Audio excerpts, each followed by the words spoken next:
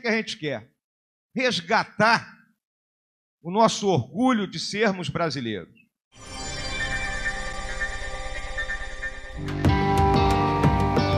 Na noite da última terça-feira, aconteceu em Ipatinga a solenidade de lançamento da candidatura da advogada e perita contábil Alê Silva ao cargo de deputada federal por Minas Gerais. Diversas autoridades militares, jurídicas e empresariais do Vale do Aço compareceram ao encontro.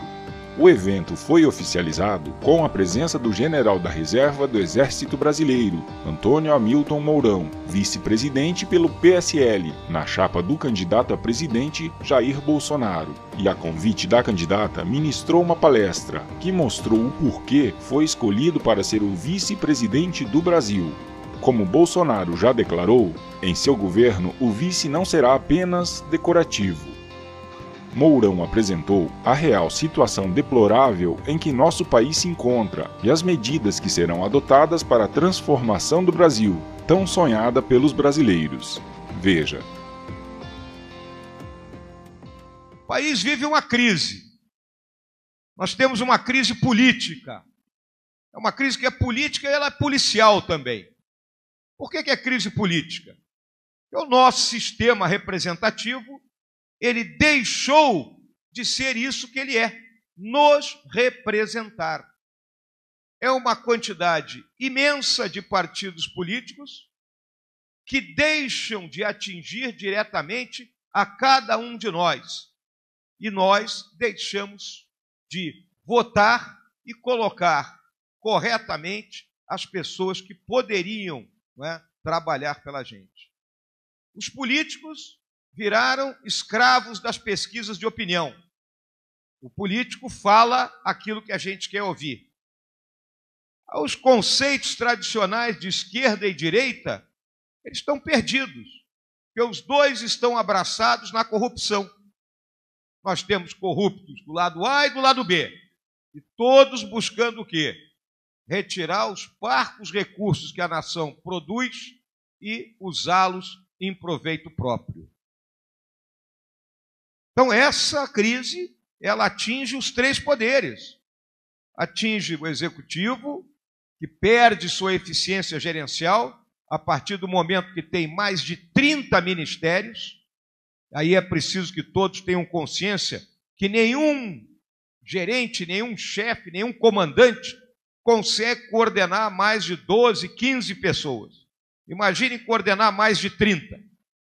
E aí eu entrego cada ministério desse para um partido e o partido faz o que quer.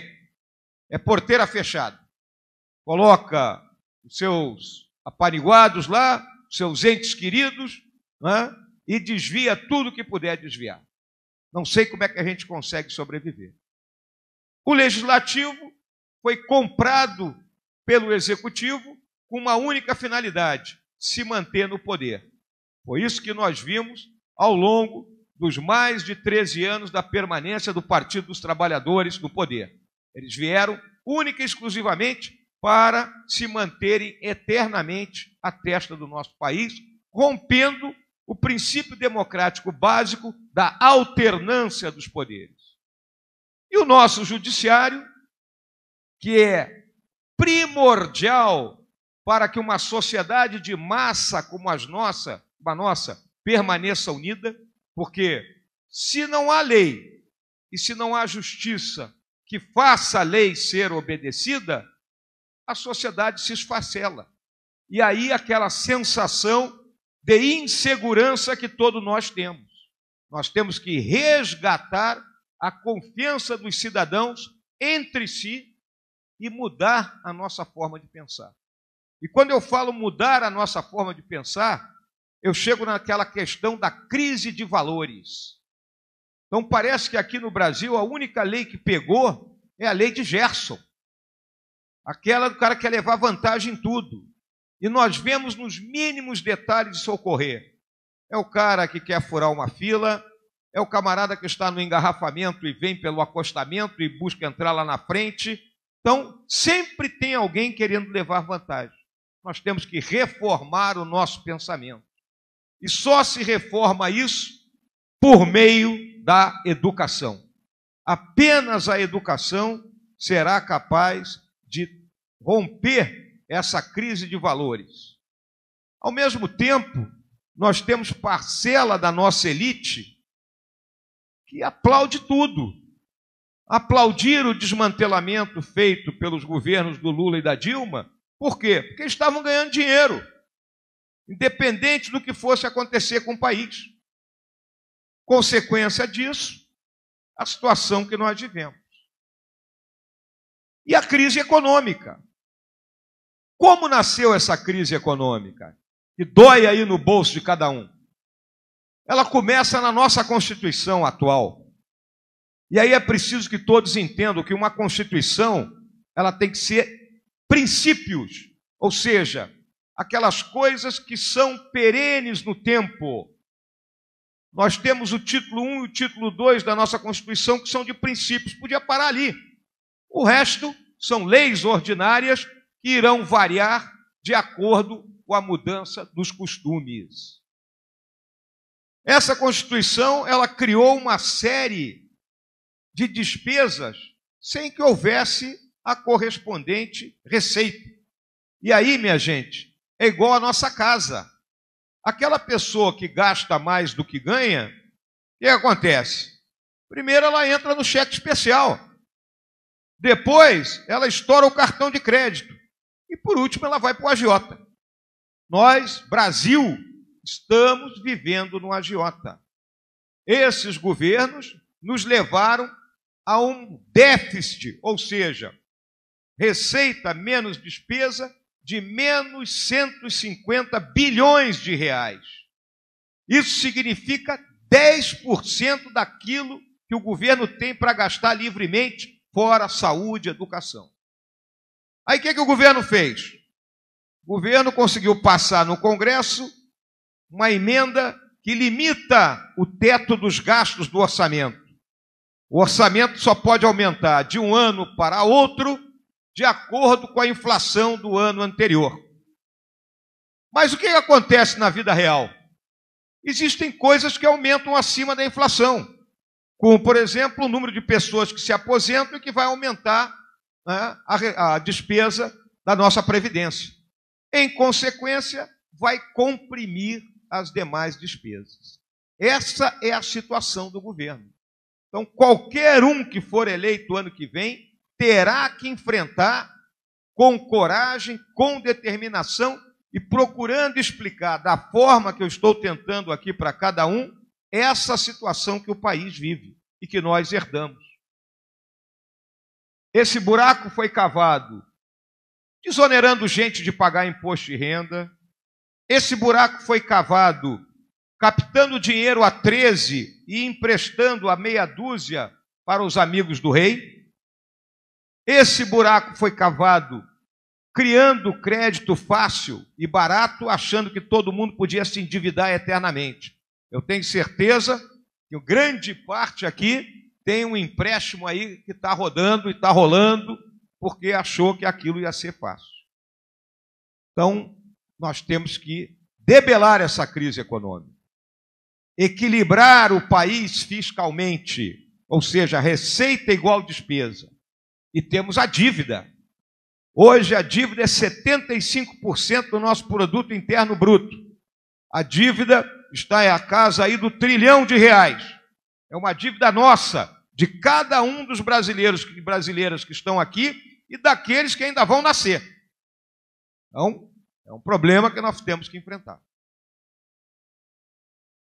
Eficiência gerencial é colocar em cada cargo a pessoa certa.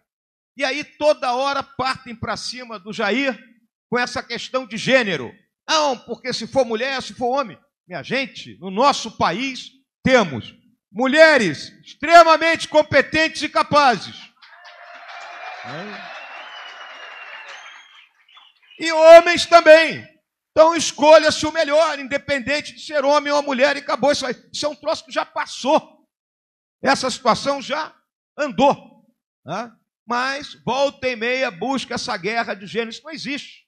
Não existe. Então, essa eficiência gerencial, colocando as melhores pessoas, as mais capacitadas. as mais competentes. E o que é competência? Competência é uma soma dos conhecimentos, das habilidades, das atitudes, dos valores e das experiências que cada um de nós tem. Cada um vai olhar para si aí e vai ver, eu tenho competência para isso porque foi isso que eu fiz mais na minha vida. Eu tenho capacidade nisso aí. Em outras coisas, nem tanto. Já dizia o falecido Nelson Rodrigues, toda unanimidade é burra. Não precisa ser unânime a coisa. Então, essa é outra visão que nós temos. Nós temos que educar para a cidadania. Porque uma vez que a educação chegue a todos, e aí nós temos uma questão séria aqui no Brasil, 70% dos gastos com a educação são com o ensino superior e 30% com o ensino básico. Na minha visão, tem que inverter esse processo.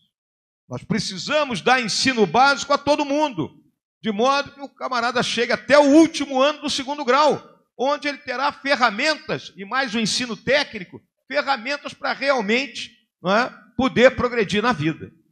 Então nós temos que buscar equacionar melhor. E ao educar para a cidadania, nós estamos educando para aqueles valores maiores do que? Da democracia. Porque, já disse lá o grande estadista inglês Winston Churchill, não existe sistema melhor do que a democracia.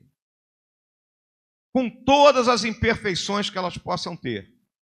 Mas esse é o melhor sistema. E ele está associado exatamente a quê? A liberdade. Precisamos também de uma reforma tributária. Hoje o custo do Brasil é de 37% do produto interno bruto. Tal a quantidade de impostos que nós pagamos. Os Estados Unidos é 19%, o Paraguai é 8%. Como é que nós podemos competir com isso? Então, temos que fazer a reforma tributária. E qual é a... Vamos colocar aqui assim. Nós temos que ganhar mais com menos. O que significa ganhar mais com menos? Se nós diminuirmos os impostos e houver uma abrangência geral de todos pagando, então todos pagando um pouquinho, nós vamos ganhar mais. Esta é a visão. Então, o nosso economista lá, o Paulo Guedes, vem pensando nisso já há algum tempo. Também temos que tratar da reforma da Previdência. Isso é algo que todos nós teremos que encarar, ressalvadas as peculiaridades de cada profissão. Mas o modelo que nós temos hoje, o modelo que vem da Alemanha, do final do século XIX, o modelo do Bismarck, que aqueles que estão na ativa sustentam aqueles que se aposentaram, esse modelo não vai durar muito. A geração que está aqui, e a qual eu posso até me incluir, nós vamos viver mais. Essa é a realidade. Hoje a pessoa chegar a 80, 90 anos, virou um lado comum. Então nós temos que nos planejar. Nós vamos ter que trocar o motor do avião com ele voando. E partirmos, talvez, para aquele modelo que cada um terá uma conta individual administrada por gente honesta. Se colocar na mão de gente desonesta não adianta. Mas desde o primeiro momento que você começar a trabalhar, você desconta e é como se fosse uma poupança. E você vai até o último dia da tua vida útil. E aí você calcula o que eu vou querer de aposentadoria. Se eu quero mais dinheiro, eu desconto mais. Se eu quero menos, eu desconto menos. É um modelo que poderá ser adotado. Os direitos humanos são para os humanos direitos. Essa questão da segurança, ela não se resolve única e exclusivamente com o combate direto a essas quadrilhas. Essa é uma tarefa. E a polícia não pode ficar sozinha nessa tarefa. O restante dos organismos governamentais tem que atuar, porque essas comunidades mais carentes acabam por se tornar o quê? Fábrica de marginais. Porque lá dentro tem saúde? Não tem. quem fornece a saúde é o bandido. Lá dentro tem educação, tem escola funcionando? Não tem. E quem permite que alguma coisa ocorra é o bandido. Temos países que produzem droga do nosso lado. Os maiores produtores de droga, de cocaína. E qual é o maior mercado consumidor na proximidade? É o nosso, minha gente. O flagelo do século XXI são as drogas, que atingem precisamente a nossa juventude. E nós temos que batalhar com unhas e dentes em termos de saúde e de educação para proteger os nossos jovens desse ataque que vem aí da Bolívia, que vem da Colômbia, que vem do Peru, que produzem essa cocaína. E que depois, grande parte dela fica aqui no Brasil e outra parte segue para os Estados Unidos e para a Europa, que são os outros mercados consumidores. Temos o nosso vizinho aí, o Paraguai, se arrumando, se organizando. A Argentina ainda com problemas na sua área econômica, problemas sociais. E o pequeno Uruguai, que é um país que é muito nosso amigo, né? E que tem uma proximidade enorme com o Brasil. E aí chegamos no nosso país. Ninguém tem dúvida que nós temos um porte estratégico significativo. 8,5 milhões de quilômetros quadrados, somos o quarto país do mundo em extensão contínua. 7.500 quilômetros de litoral. Litoral que tem peixes, litoral que tem portos, litoral que tem petróleo, ou seja, muita coisa para ser explorada e, ao mesmo tempo, defendida. Temos 16 mil quilômetros de fronteira com 9 países diferentes. E aqui se debate muito essa questão das fronteiras. Não é fácil, minha gente. Observe que o grande vizinho do norte, os Estados Unidos, ele só faz fronteira com 2 países. O Canadá ao norte, não é problema. E o México ao sul. A fronteira com os Estados Unidos no México não chega a 3 mil quilômetros. E eles têm toda aquela dificuldade para controlar aquilo que ocorre naquela região. Então imaginem nós com 16 mil, 9 países diferentes. Então, é uma das coisas que nós temos que enfrentar se queremos ter segurança aqui dentro do nosso país. O que a gente quer? Resgatar o nosso orgulho de sermos brasileiros. Essa nação foi construída desde os seus primórdios, desde que se misturaram aqui portugueses, índios e negros, e que criaram a raça brasileira, que volta e meia buscam nos dividir. Não, nós somos brasileiros. Vai ter aqui o mais louro, o mais moreno, né? O mais indígena, mas todos são brasileiros. E resgatar esse sentimento significa o quê? Termos orgulho do país. E não apenas em tempos de Copa do Mundo, enfeitarmos a rua, nos enrolarmos na bandeira para dizer que somos brasileiros. Não. E esse orgulho ele vai nascer como?